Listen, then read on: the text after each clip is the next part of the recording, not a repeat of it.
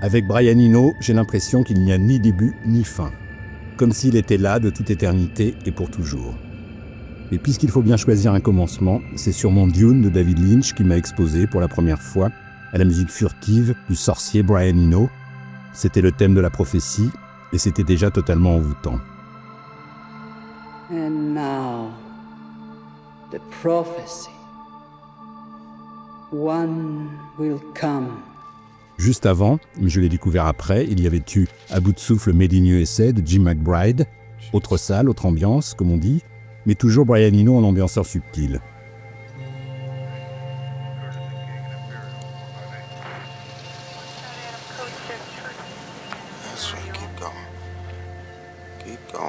Ça, c'était les années 80, mais c'est surtout dans les années 90 que j'ai vraiment identifié Eno, le maître de l'ambiance. Par exemple, dans cette drôle de piscine bleue, pas le grand bleu de Luc Besson, mais le petit bleu de Danny Boyle dans Trainspotting, pour laquelle cette pièce planante de Brian était parfaitement adaptée.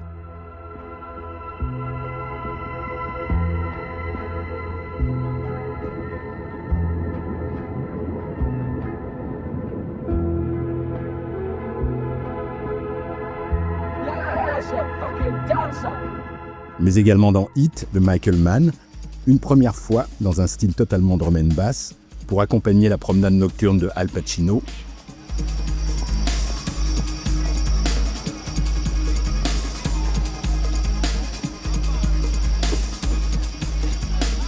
Et surtout dans l'hallucinante scène de Hold Up, nimbée souterrainement par cette pulsation électronique absolument insatiable.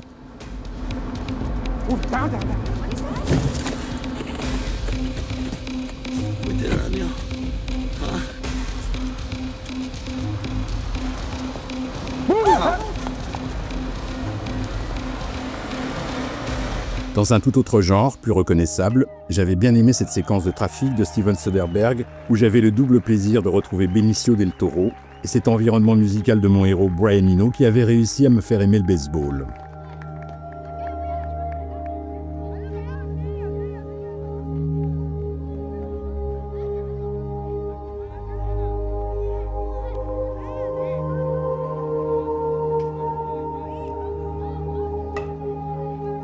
Le bon Eno avait aussi flirté avec Antonioni et John Malkovich dans les paysages hivernaux de Par-delà les nuages.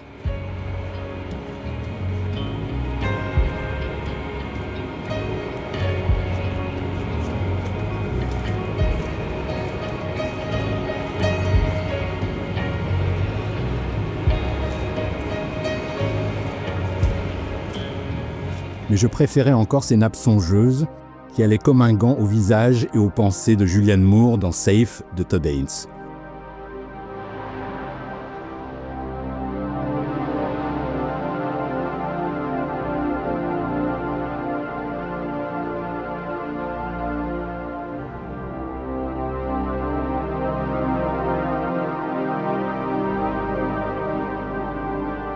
Eno était décidément un magicien sonore.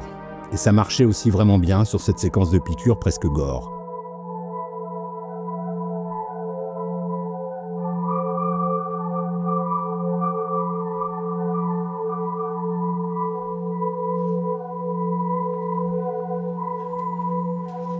D'ailleurs, Todd Haynes aimait tellement Eno qu'il l'avait à nouveau convoqué, bien plus tard, dans cette très belle séquence entomologique du Musée des Merveilles, transfigurée par cette musique subtile.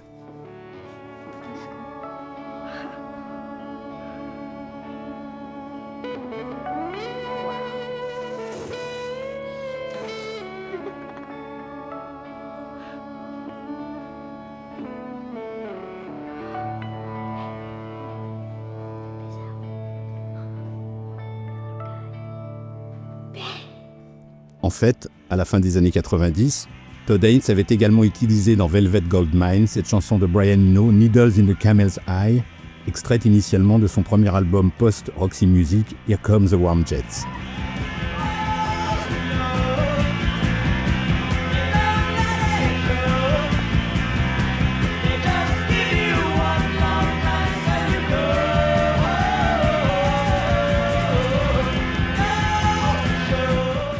Sans oublier cette imparable reprise de Baby's on Fire, autre morceau tiré de Here Comes the Warm Jets qui remettait en lumière le passé décidément glam du sieur Eno avant qu'il invente l'ambiance. Baby's on fire.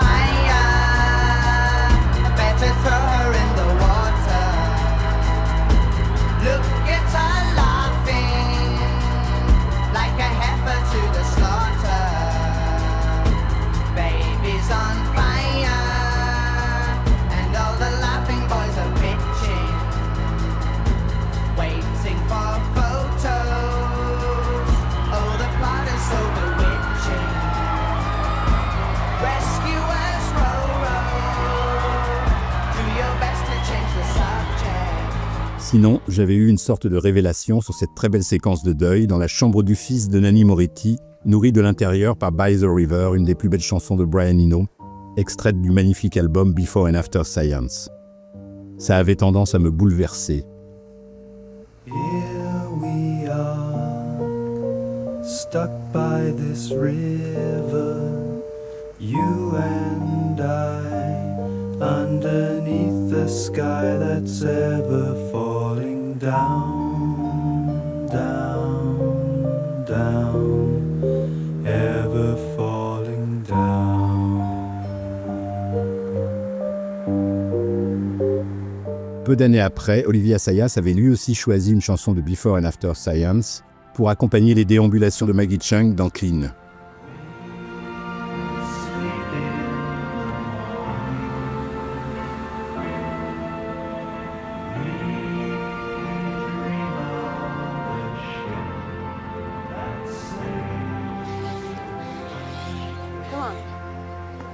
Assayas, grand fan de Brian Eno, avait récidivé dans Boarding Gate, mais cette fois c'était Asia Argento qui était la captive de ses sonorités totalement estampillées Eno.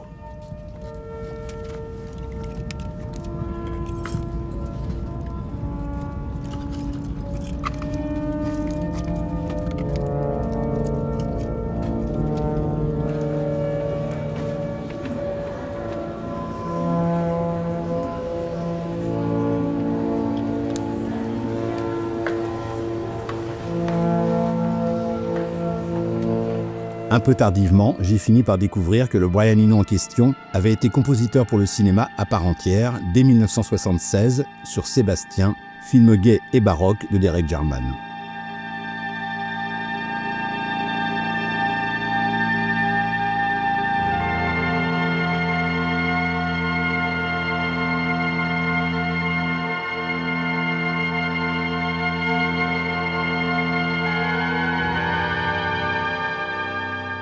Tout ça avait finalement très bien vieilli et le son de ce cher Brian y était pour beaucoup.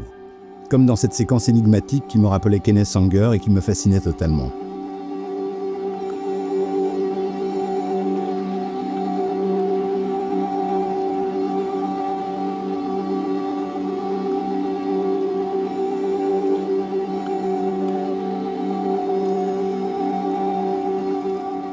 Juste après, en 1977, il y avait aussi Jubilé, toujours de Derek Jarman. Eno y était moins présent, sauf dans cette séquence chorégraphique un peu magique, pour mon plus grand plaisir. All hail, great master, grave sir, hail. I come to answer thy best pleasure. Dans les années 2000, Brian Eno avait repris sérieusement son activité de compositeur pour le cinéma, en particulier dans Inside Job de Nicolas Winding Refn. Ses ambiances musicales étaient d'autant plus envoûtantes qu'elles étaient discrètes, comme dans cette séquence à forte connotation onirique.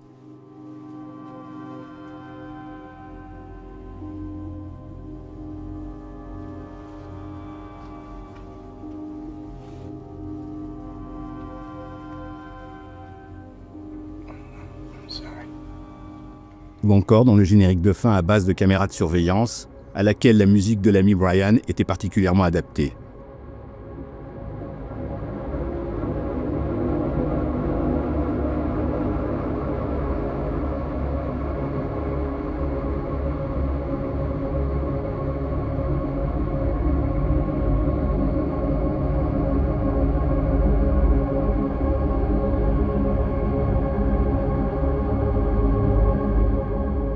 Parmi les travaux du musicien dans les années 2000, il y avait aussi The Jacket de John Maybury avec Adrian Brody, amnésique embarqué dans une drôle d'aventure intérieure que Brian Eno auréolait de ses motifs glissants.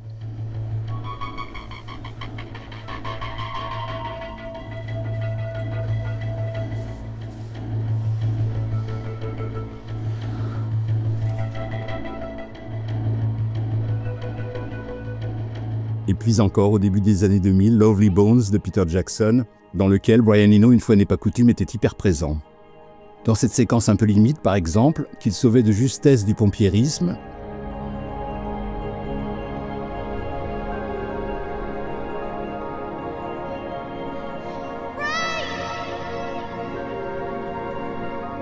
ou encore dans cette scène de poursuite où Eno montrait une nouvelle fois que l'action ne lui faisait pas peur.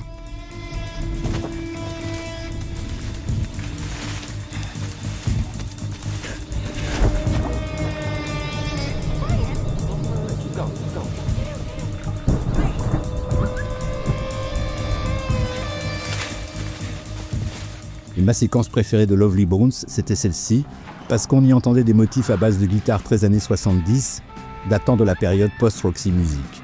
Comme quoi, Brian Eno avait de la suite dans les idées.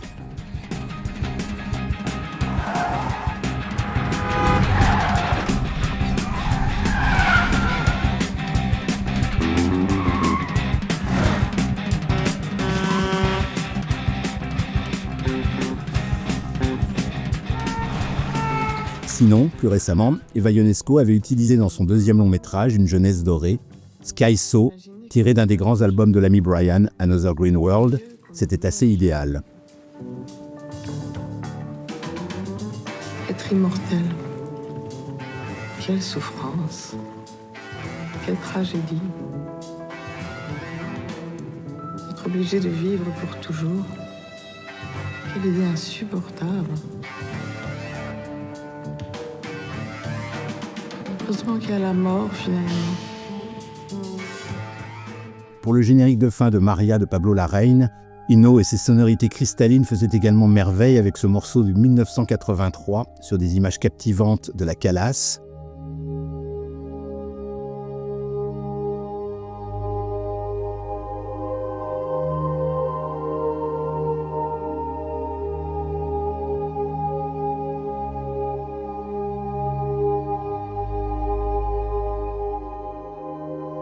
Eno et la Calas, un mariage élégant, mystérieux et finalement parfait, que je n'avais pas vu venir et sur lequel j'aurais parfaitement pu vous quitter. Mais tout à coup, finalement, j'ai eu envie de revenir à l'origine, à Sébastien de Derek Jarman et à la première BO de Brian Eno. Ce plan baroque et cette musique à la fois étrange et presque enfantine me fascinaient littéralement.